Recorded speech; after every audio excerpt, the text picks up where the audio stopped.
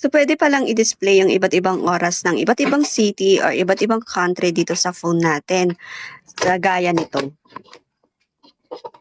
So, sa mga hindi pa po nakakaalam at sa mga interesadong malaman kung paano, let's watch this video.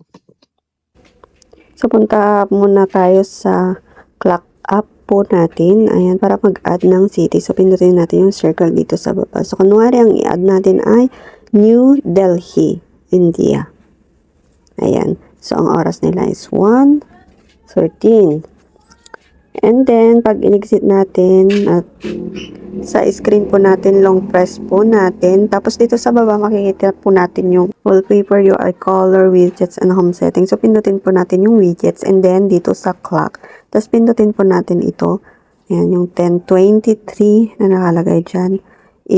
Sabi niya, hold and drag para nilagay natin sa screen. So, kapag nilagay po natin dyan, ayan, so automatic na pong nailagay yung inad nating city na i-convert sa time po nila. And hindi lang po isa yung pwede nating mailagay dito. So, kahit ilan po, basta po kasya yung screen po natin. So, ilipat natin ito sa more space or mas maluwang na space. And then, mag-add po tayo ng another city. So, example, i-add natin Lagos. Ayan, Lagos, Nigeria. And then, another city is Riyadh, Saudi Arabia. Ayan. So, another is, maglagay pa tayo Islamabad, Pakistan, kunwari. And then the last one is Tokyo, Japan. Yan. So, 5 yung nilagay nating city.